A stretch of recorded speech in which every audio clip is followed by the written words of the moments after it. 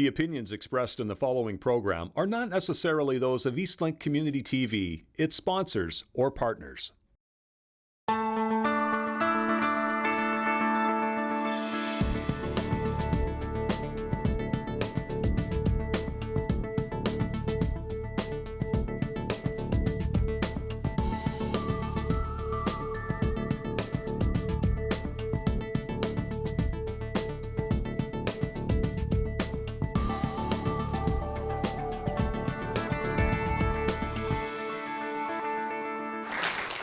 Okay, so really excited to introduce our keynote speaker, who's been a long friend of the Northern Ontario Angels, probably dating back almost those 20 years that we've been around. So Dr. Sean Wise is with us here today.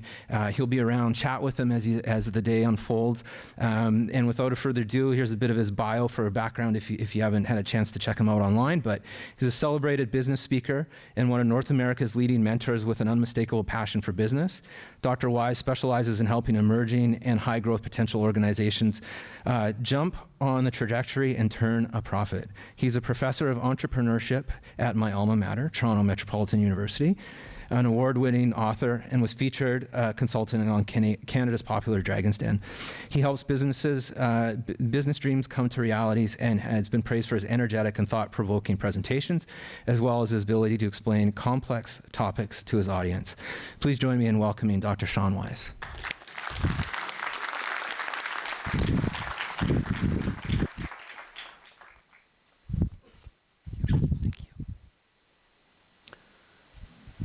Good afternoon. Wow, it's a tough room. Good afternoon. That's the Sudbury spirit. Go Wolves. All right, I need a clicker. All right. Okay. My name is Sean Wise, and I want to start by just saying how grateful I am to be here. I spend a lot of time thinking about entrepreneurial mindsets, but I don't have a lot of people who listen. So in the next hour, I hope to provide you a little bit of entertainment, a little bit of education, but most of all, a little bit of appreciation for the work that's being done to make our communities more vibrant. So on behalf of all of the dragons and the sharks, hello. This is our agenda today. I'm going to start by setting the table with a little bit about me, a little bit about you. We're going to talk about Dragon's Den, Shark Tank, Money No Toro.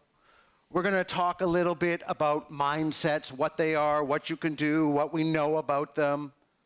We're going to then combine the two topics of investment and mindsets and really focus on cultivating a mindset that will help you further your goals. We'll talk a little bit about how to improve your mindsets. We'll take some questions and then we'll finish up.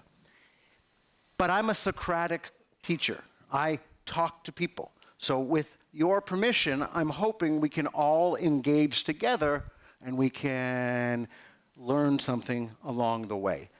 If you are a little afraid of participation, then I'm prepared to bribe you with a copy of my bestseller. I have lots of books, but only one bestseller. First place is a copy. Second place is 2 copies. So, does that sound good? Does that sound like something we can do? Hello? All right, thank you. Okay, so why do I have to start about me? Am I a narcissist? Well, we'll leave that for now. I think in the current time that truth is under assault, and I teach my students, grads and undergrads, that it's not only important what's being said, but who's saying it and where they're saying it. So I just want to share a little bit about who I am so that you can know these are my perspectives. Everyone who is anyone has already said I don't speak for them. So I'm not speaking for the university, the government, this organization. I'm just sharing what I've learned in 53 years on the planet. This is another big problem. That truth is interpretable, and so the same event can happen and 2 different people think it's the same truth. So I want to eliminate that by just sharing a little bit. You may be wondering, how could this be true? Where's his gray hair, his heavy weight, his wrinkles? Well, this is before children. This is in 2012 when we first started the show. I've been an entrepreneur most of my life. My first startup was at 13. I took my first company public at 31. I was very blessed as an investor to be named Startup Canada's National Mentor of the Year. I served for 2 years as the National Fellow for Startup Communities. I've had many startups, 2 very large successes and 3 huge failures. But most recently, I sold my 5th startup for $25 million US. A bit about me. CBC came to me because they're a bunch of communists who don't really understand capitalism. And that's okay. They make good television. Right? I love that Murdoch Mysteries. But they don't really understand that. And so they brought in someone who not only is a capitalist, not only has succeeded at being a capitalist, but also teaches it, talks about entrepreneurial mindsets. And so originally I auditioned to be a dragon, and they got a note from the higher-ups that I have a face for radio. So they put me on the internet, and I became the online host. Diane Buckner for many years was the face of the show because she's Diane Buckner. And I was not allowed on camera because I'm me. And so I did all of the auditions, a lot of the blog posting, a lot of the shaping the messaging, and also a lot of explaining terms like vesting interests and equity. And it's a really proud thing I am of it, because I want you first, of course, to know reality TV is not reality, right? What you see on TV is very heavily edited. That's why the dragons don't change their clothes. That way they can use things from different days. So just like on Survivor, they're not really alone on the island. You know that, right? Because someone's holding the camera. And if you have a camera, you've got 300 people behind the camera person, as our friend Cooper will tell you, running the show. So they may be alone in the island sleeping in dirt, but just over there is a Club Med filled with 500 crew. Dragon's Den has gotten Canada talking about entrepreneurship. My favorite demographic is the under 18 demographic. When they're watching the show, I know Canada's future is assured because entrepreneurship requires you to be accountable. Entrepreneurship requires you to be resilient. Entrepreneurship, you can't be the victim. You have to be the hero of the story. And so to be here today to share this information is a real pleasure. I did spend 5 seasons with Dragon's Den before getting my own show on the Oprah Winfrey Network called The Naked Entrepreneur, and let's all be thankful there's no nudity. In the show, I sit down with billionaires and millionaires from around the world in front of a live student audience to show students just how hard it is. Right? It's really easy to see success and not know what's under the water. It's like an iceberg, right? You see the tip, but all the rest is underneath. And that's like entrepreneurship. So bringing that to people, bringing that everyone can be empowered by entrepreneurship has been my life, my dream, and my mission. I've written a few books. Only one of them is a bestseller. The rest no one's read. And I'm happy that we're giving that one away. Most of my time is spent as an investor. Although I am a tenured professor and I do teach, they think 8 hours a week is a lot of work. So I still have the other 92 hours to work. So in the last 10 years, I've made 26 investments with my colleagues at Ryerson Futures. Most of this is digital software innovation. There's some hardware. Most of this is a scalable, disruptive technology. Most of this is business to business. I don't know how to make Angry Birds. Right? I can't tell you what the next fad is, but I can tell you if you can save a bank 1% on its operating fees, you've got a business. So this is the perspective I come from. Although I've been an entrepreneur for 40 years, I've been an investor for about 23. This is my favorite startup, of course, the Wise Brothers. My boys Edison and Max Marley. I would like to know a little bit about you. So, hand showing, who considers themselves an investor? Okay, it's okay. You don't have to keep them up too long. No one's taking a picture. Quick, write it down. Write it down. Look. Okay. So those are the investors. Who here considers themselves the founder of a venture, an entrepreneur? That's what I like, right? They're picking up the money. Now, there is an unsung third category. How many people, raise your hands nice and loud and proud, how many people are a supporter, an accountant, a lawyer, a government official, someone who helps with things that work, right? They're important too, right? Someone has to count it when you make it. So now I know a little bit about you. you know a little bit about me. Are we ready to really get started? I said, are we ready to get started? There we go.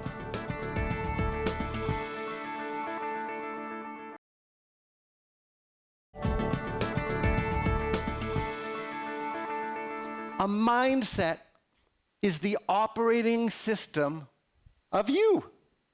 You are a beautiful biological machine. You're wetware. You're a meat bag. And what runs that meat bag? Your brain, right?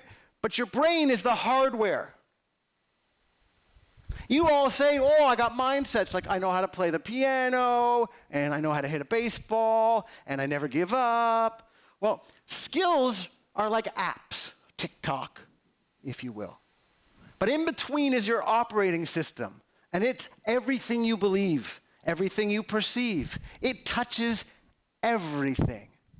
So this is one of the most common discussed mindsets. Does anyone want to make a guess of what mindset this ridiculous picture represents? Let's see. Oh, show a hand right here. Nick, that's you, buddy. Come on, run. You're young. No, you're not young. Trust me. I'm not asking you to move. I'm asking Nick to work his job. Well, that's the typical glass half full and the glass half empty. Okay. So optimism versus pessimism, a positive attitude versus a negative attitude, is the glass half full or half empty? So let me see a show of hands. How many people think the glass is half full? Great. How many people, just their gut tells them it's half empty? How many people realize that university professors lie? There's more options. There's more options. So I try to teach my boys a lot of things, and one of the things I'm teaching them is meditation and the power of meditation. My youngest boy, who's 8, he very much enjoys it, but he really thinks he's the reincarnation of Buddha. And he tells me things that just blow my mind.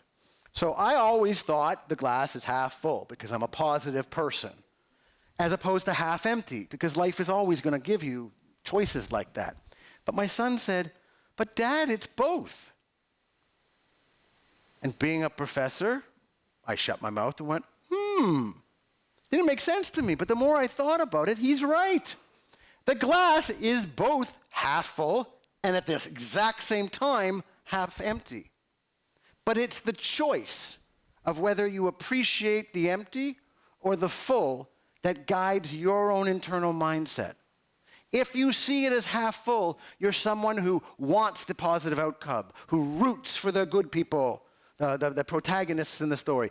If you're a negative person, you were probably a goth or an emo as a child. You probably, are really struggling with seeing the brighter side of sunshine and free vacations.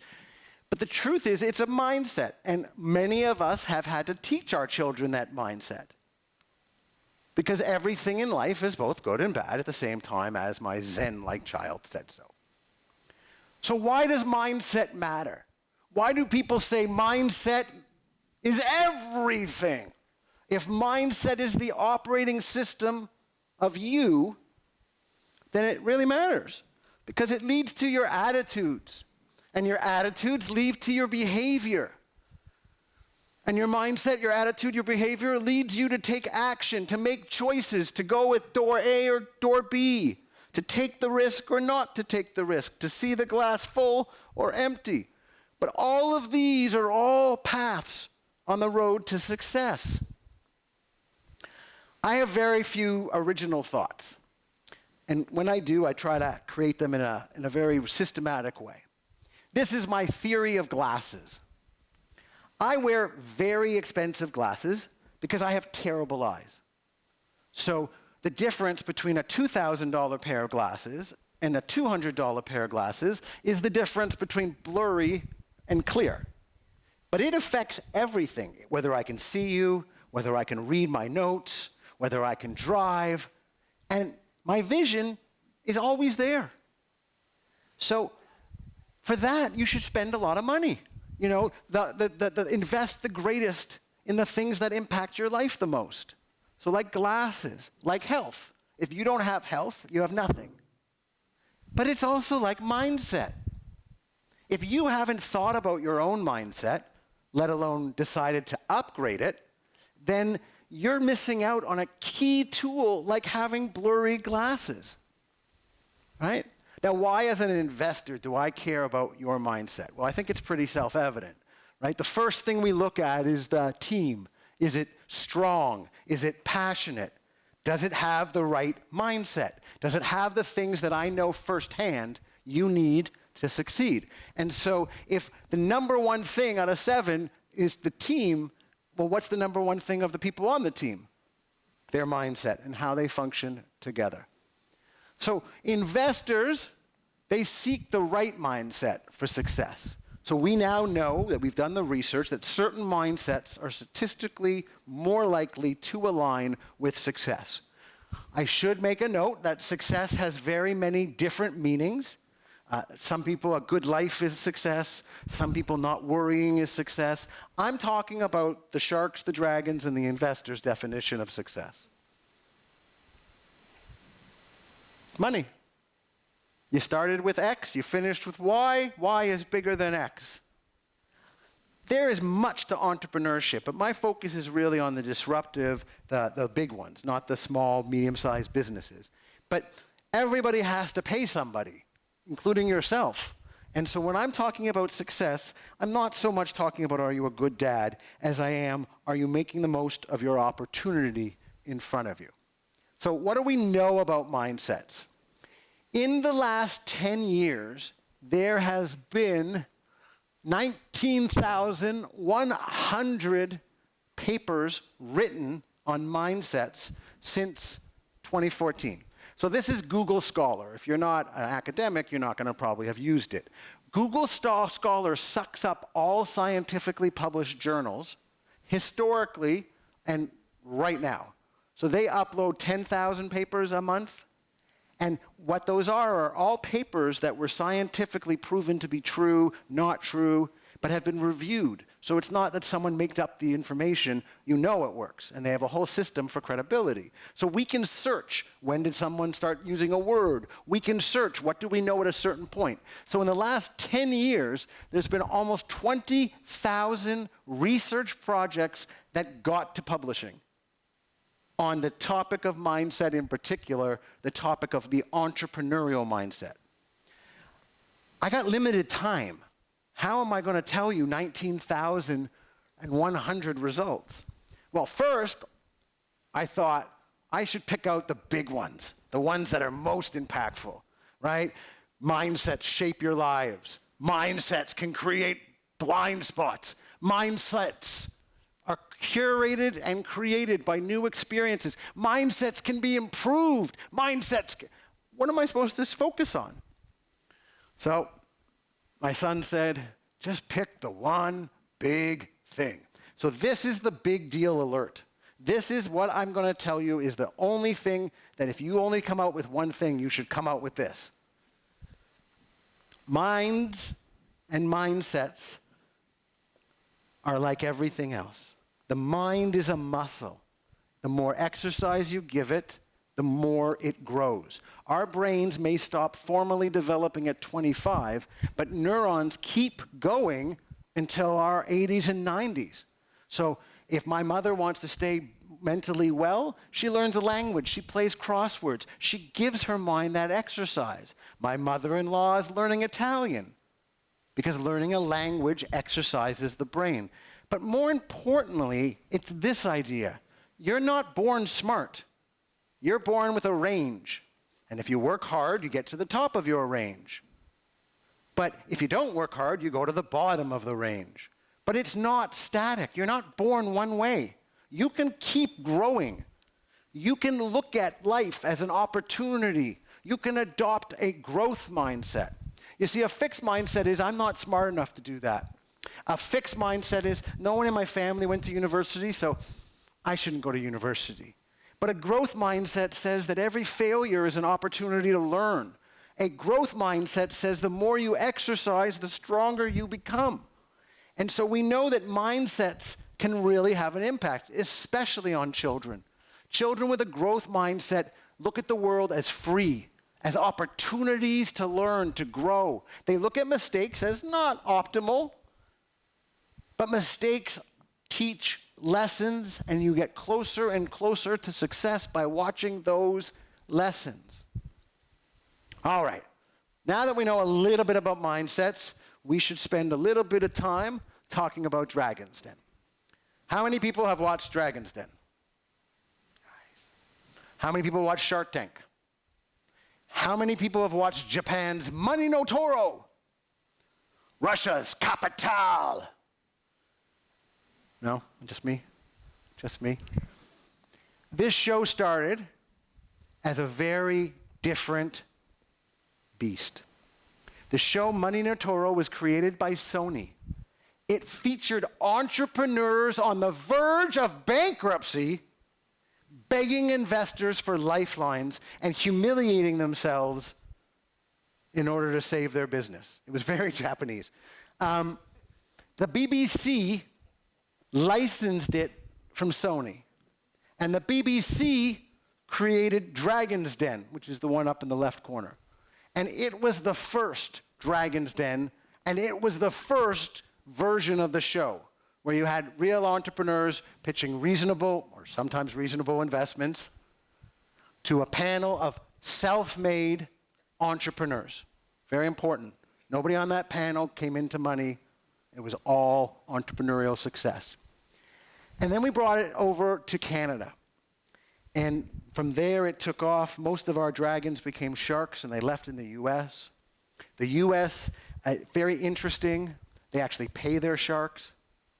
In the US, the sharks own a piece of every company that presents, whether they make an investment or not.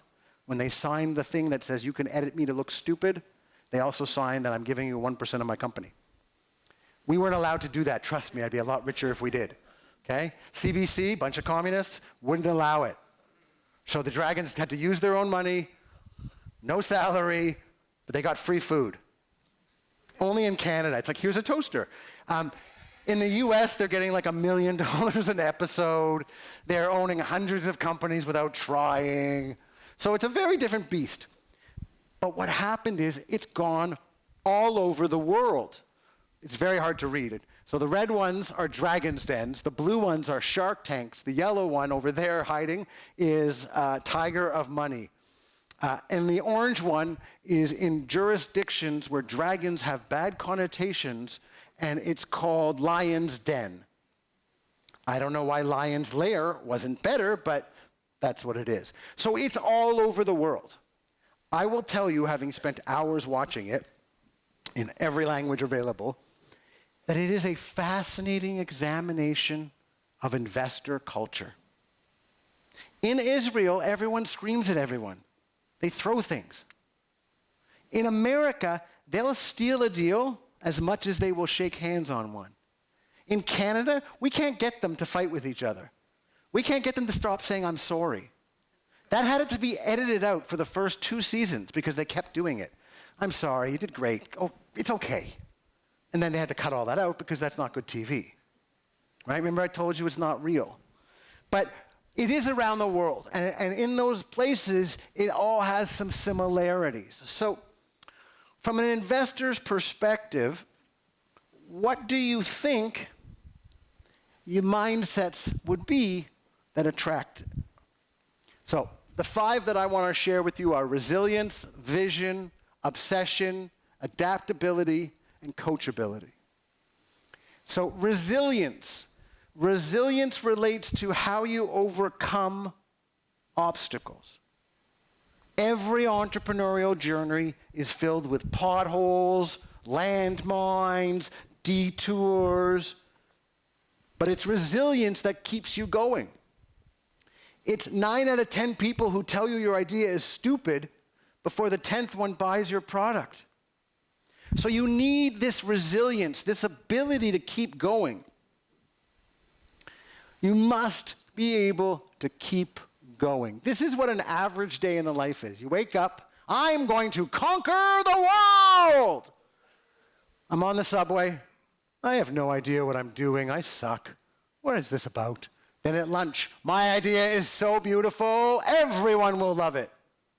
But by the afternoon, I must be wrong. No one will buy what I'm trying to sell. On the way back home, I will show my family where there's a will, there's a way. And in the middle of the night, oh my God, what are we going to do? It's all going wrong. Anyone else have a life like that? A day? Be honest. And you should look at when people say that. It's a badge of honor, but also misery loves company, and entrepreneurship loves support. When someone in my class struggles with something, 8 other students say, I'm struggling with that too. So don't be afraid to lean on people, not just to tell them how wonderful you are and how sales are going up, but when things aren't going well, be there for each other.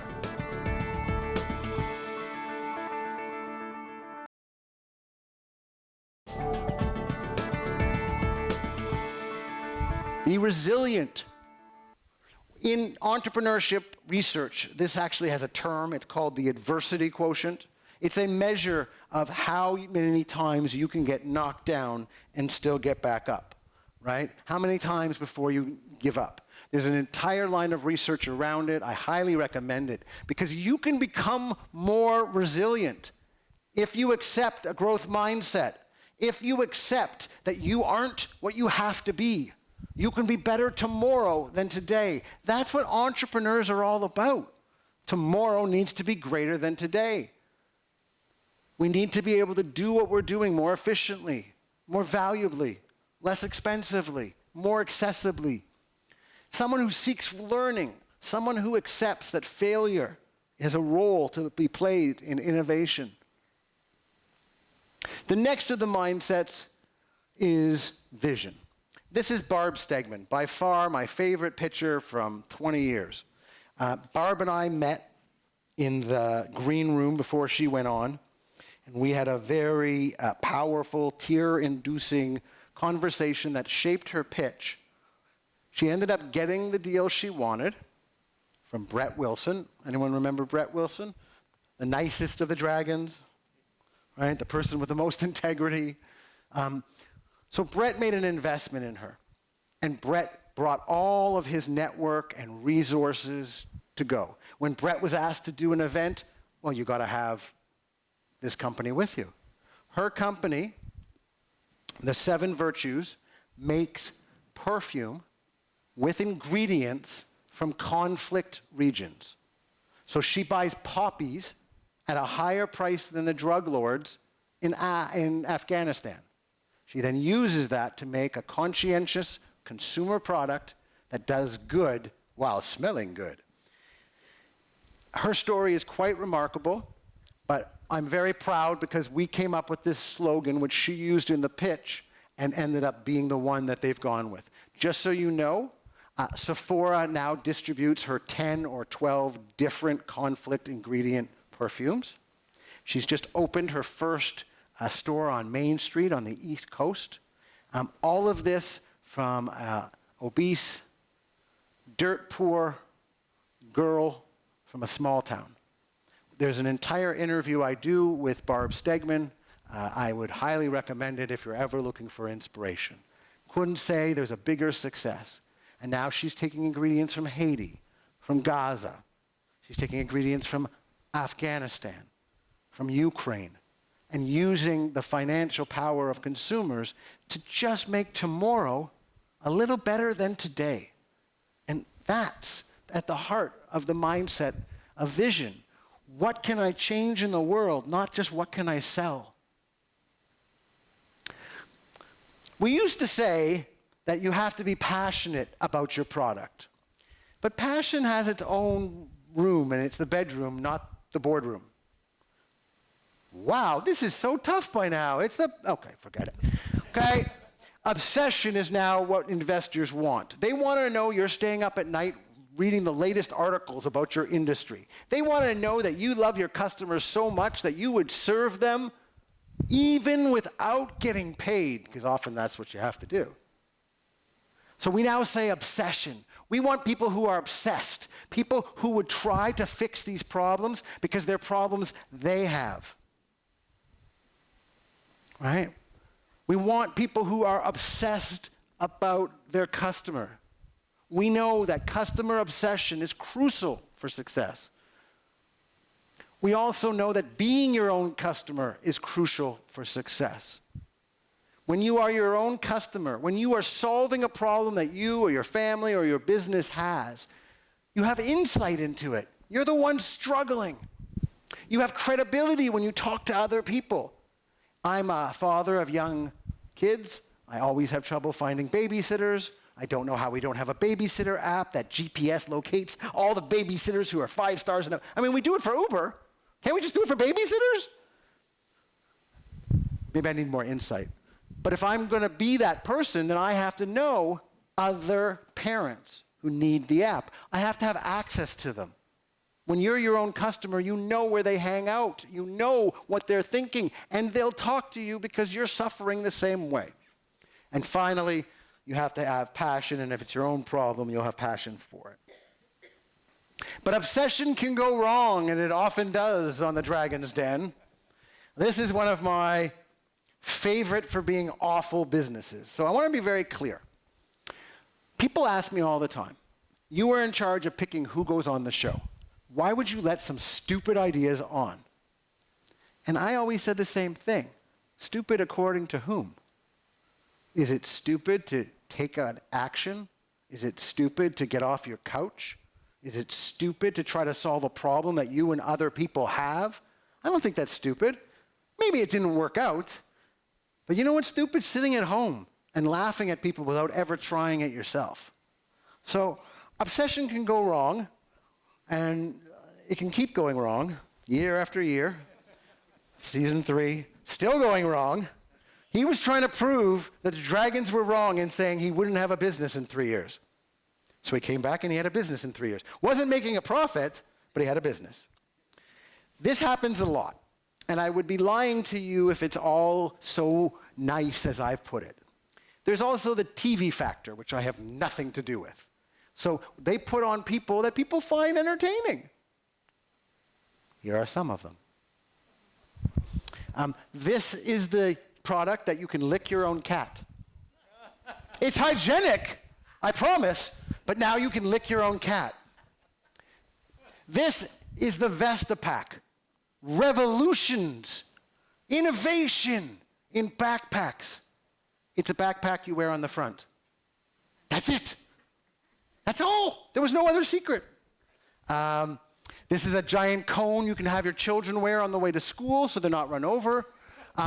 These are throcks. They're just like socks, but we give you a third one in case you lose one. This was from season 1. See, we always knew when the cameramen are laughing, when the backstage people are sitting on the, hi Jeff, when they're sitting on the edge of their seats, we knew we were doing something, right? So this guy came on, he was an umpire in AAA baseball, professional, and he was selling a video of the rules of baseball. Has anyone read the rules of baseball? If you're into baseball and you've read those rules, good for you. But the rest of the 10,000 people watching the show just like baseball. And he couldn't understand how that one video wasn't a dream investment, but nothing will ever top the lick the cat accessory. I don't even know how they came up with it, but I think it was after cannabis became legal. Okay. So people like to ask me, oh, Professor Wise, how do I know if it's an obsession good or it's like an Elvis obsession? There's one word. If you use this one word, you can tell. Scalability. You have to be able to grow a business over time that becomes more profitable. Elon Musk builds the first Tesla. It costs a lot. You got all the research, all the investment, you've got all that to make the first one. But the second one, that already exists, and the 100th one's a little less, right? Variable costs, if you want to know the accounting term.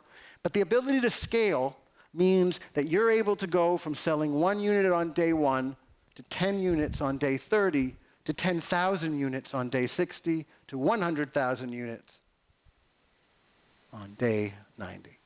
Fastest business in the world ever to scale, ChatGPT. 100 million paid users in 30 days. 30 days. It took the telephone 71 years to get that sort of market penetration. It took Sam and ChatGPT, like I know him personally, Sam and ChatGPT, less than 30 days. And it's because it's scalable. If you're painting pictures of people for a living, that's not scalable. You got to wake up every day and keep painting. If you're making an app that you can download, and then you can download, and then you can download, I make it once and take your money more than once. And so scalability is what keeps an obsession from becoming a devastation.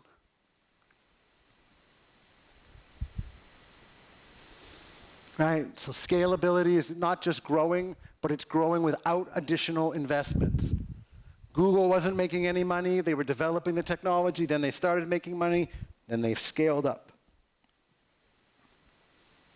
All right, we're having lots of fun. The fun is building.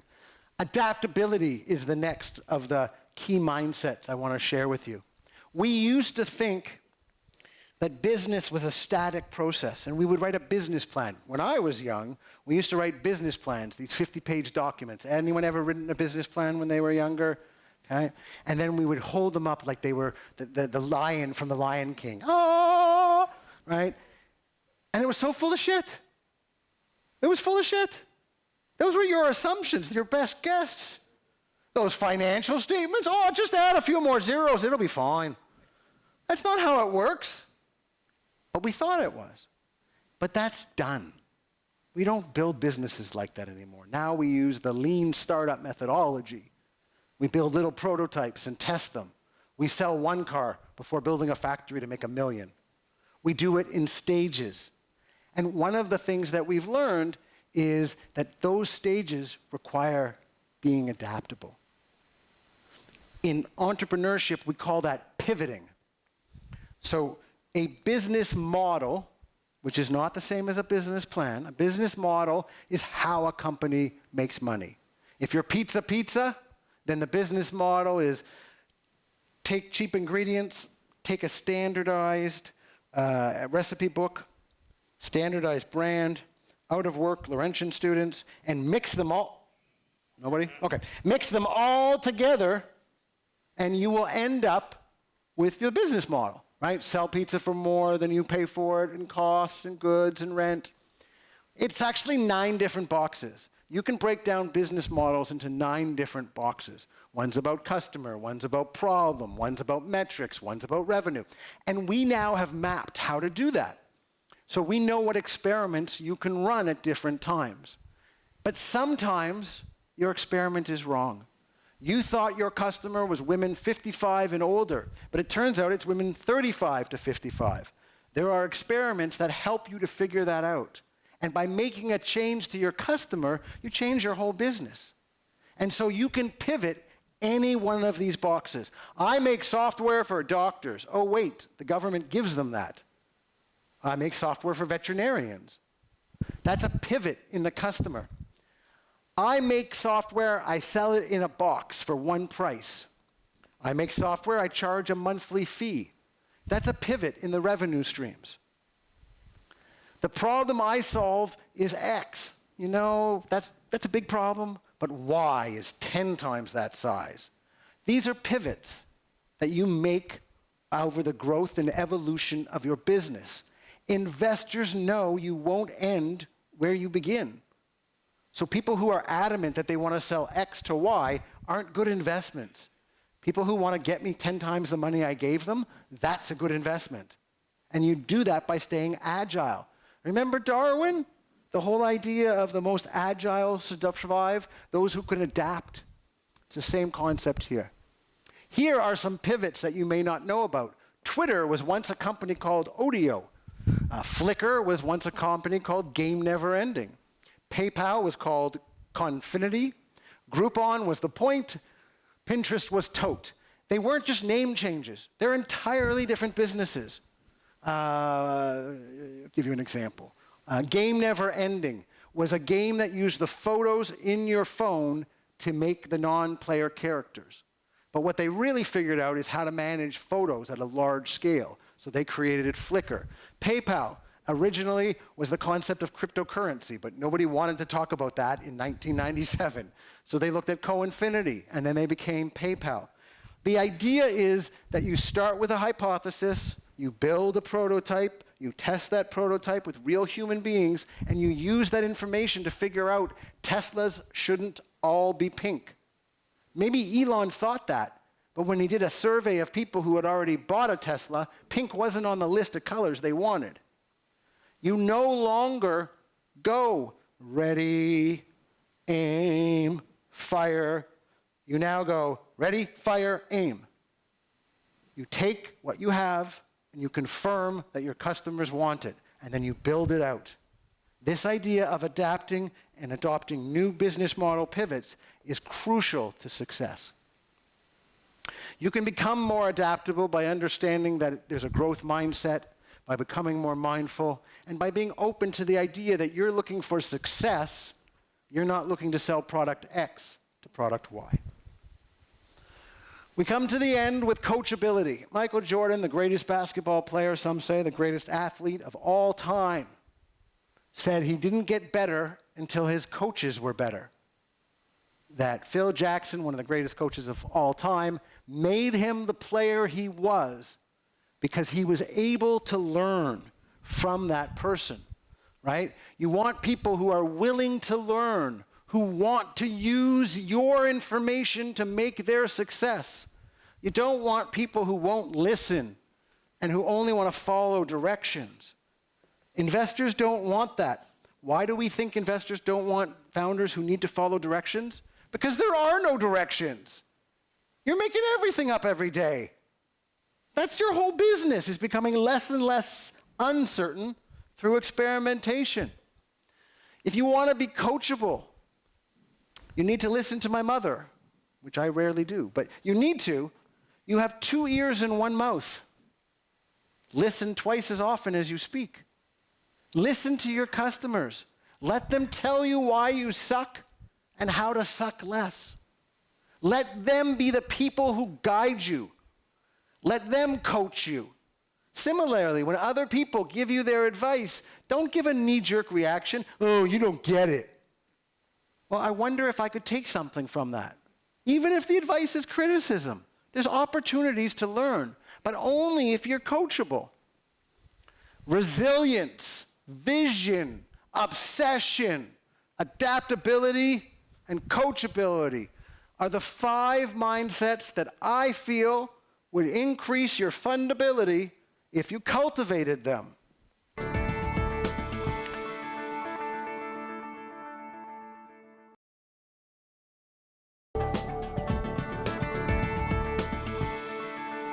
A few last thoughts. Your brain you use every day. That's not a trick. You use it every day. So upgrading your brain is 100% always a good idea, right? It's like getting a new glasses that you can see better in. You never say no to it. So it doesn't matter whether you're really old or becoming old or still young. Ask yourself, what mindsets should I upgrade? Am I as resilient as I could be? Could I be more coachable? Because this has nothing to do with sales or traction. This has to do with you. I will secretly tell you that the key to happiness, or one of the keys to happiness, is the right mindset. There are situations that, doesn't matter what mindset you have, it isn't going to be pleasant. But the right mindset, like we teach our children, have a positive attitude. It's a big deal to investors because it's the operating system of the person who's spending my money. And so I want to know that they are going to be able to be resilient, that they're going to be able to be obsessed, that I can be value add. If you found this interesting, and I hope you did, there are a number of resources that I would highly recommend, but there is one that's really, really good. Okay, Emily got it. So I got some more here. They're going to do a book signing. Just saying, but no. These are some colleagues. I love Jason's book. It talks about not how he made his 100,000, but how he turned his 100,000 into 100 million. It tells you the mindset of an angel investor that is just on the fire. The Artist's Start is by Guy Kawasaki, who was my first mentor from Garage Ventures and from a little company called Apple. It's a fabulous book. The Art of Startup Fundraising, no matter where you are in your business life, if you're an entrepreneur, you're always fundraising. And then a number of more interesting takes about what's wrong with venture capital and what you really need to know. This was sort of the first book on Dragon's Den. It was what inspired me to write our book about Dragon's Den, which is startup opportunities. Just once again, that's a bestseller, available on Amazon. No, anyway. Time for question and answer. I know that we are on time as promised, but we do have some time. So I'm going to give away a book to the first person who asks an intelligent question. No pressure, but I'll be judging. Can we get a mic over here? Nick the mic? Mike the Nike? I don't know. So first of all, thank you. This mic is not on. I don't know, I'm not Nick. Nick, how does he work the mic? Remember, he's over 30. Okay, it's working. Yes! First of all, thank you very much for the presentation. Thank you for not leaving. You mentioned that in the past 10 years there has been 20,000 papers on, the traits of the entrepreneurs. Yeah. Has there been any improvement in the percentage of the startups that are actually succeeding? So that's a fabulous question, right? Before 1997, we had no startups that we consider, right? Then the dot-com boom, then the dot-com bust. Then we had Web 2.0 in the first decade of this new century. We have just finished what, again, it's so only us say this, the age of unicorns. A unicorn is a company that reaches a valuation of $1 billion from zero in 5 years. And yes, I only have one, okay? I have a couple Pegasus, I got a couple Minotaurs, but I only got one. My mentor, Brad Feld, he has 7 unicorns and 5 companies sold for more than $1 billion. That's why they call him the mother of dragons. But it's an inside joke. So you asked the question. We have all of this review. We've seen 20, 30, 40,000, forget the research papers, actual companies. So I do research in that area. And the area of how many in a company in a portfolio go bankrupt, how many succeed, how many really give a return on investment. And his question was, now that we know so much more, have the statistics changed? Should we have less failures? And the answer is no, because no one listens. Because no one listens. That's true for everybody else. It's not true for my business, because no one listens. Okay? We now know step by step what makes Uber, Uber, what made Tinder, Tinder, what made Google, Google. It's been studied. We've mapped it out. There's a program called 100 Steps to Startup, and it's literally an activity a day to get you down that path. The other thing that's causing that is since the 90s, the cost to launch an opportunity has been dropping. So when I first got into venture capital in the dot-com boom, we were writing checks for $5 million. We were waiting 2 or 3 years to see if a jewelry store online is a good idea. I was young. It took $5 million to start a jewelry store online because there was no Shopify, there was no PayPal, there was no single sign-on, there was no Google, no Twitter, no Facebook. So you had to do everything yourself. But by Web 2.0, there was already Amazon and Google and Cisco. And then you go to the age of unicorns and the mobile startups start coming in when smartphone launches, social media. And then you look to the age of unicorns. The age of unicorns, those people did pay attention. Those people who have been able to grow, Travis from Uber, followed a map. The founders of Tinder followed the same map. So it's not that some people don't, but the statistics don't move because no one listens. No one says, I can upgrade my mindset and I'll have a better chance. All right, so you get one book. I don't want to throw it because it's full of knowledge. There we go. Let's give him a hand, folks. All right. We got time for one more question. Let's see Nick run. Somebody in the back. Question right there, sir. Go, Nick. You can go faster. Did you want me to stand up or? You Okay, be I'll stand you. up. You do what you want. Free to be you, free to be me, but it probably helps for the cameras. No problem. So my question is, you've probably seen a lot of investments, like you were saying beforehand. In your opinion, what do you think is more impactful, personality or the concept? That's a wonderful question. In my last book, they took the time to actually count the pitches, and I'm somewhere over 23,000 now. So I've heard 23,000 ideas pitched to me. And you ask, does personality, mindsets count more than the concept? They're very different things. Personality and mindset is binary. I have a no asshole rule. There's enough assholes that I already have to work with. I don't need any more in my portfolio. And vice versa. You don't need that in your life. So that's a binary thing. It would take the most unbelievable business for me to waive the no asshole rule, or for my wife to. But, because it's just not worth it, right? I'm going to be in your face 5 days a week, 5 years, trying to help you succeed in spite of yourself. And so I want a personality that it can be a little wacky, you can be a little unconventional. I am. You can be a little, but there are personality traits that just aren't worth working with, right? We have a meeting and they leave their garbage. That's just me. I just don't think you should disrespect people like that. And so is that a fair reason to turn away Tinder? No, and that wasn't my offer, although I did miss Shopify. The idea, though, of the concept keeps changing. The first .com was all about the web, and then it was Web 2.0 was all about social media and getting onto the phones.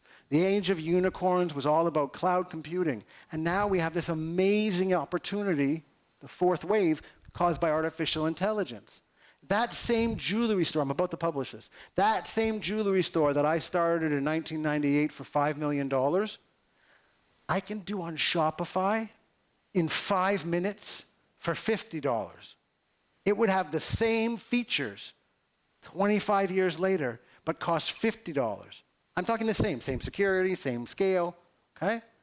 In the middle, it might have cost $500,000 because the technology gets disseminated, the cost of processing. I used to hire a graphic designer to make the logo. Now I just ask ChatGPT. I need a website design, so I'll hire someone who does front-end design. Forget that, just go to ChatGPT. So I was able to, my wife went to Africa for 7 days, and I was lonely.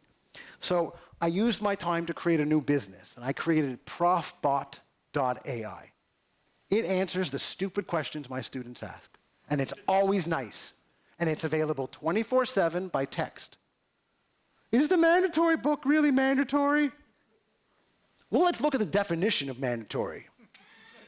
But it's nice. And I made it in a week. Like literally, and I'm not a coder. I'm far from that. I understand the basics, but I'm not a coder. My engineering was in aerospace. Nothing to do with this.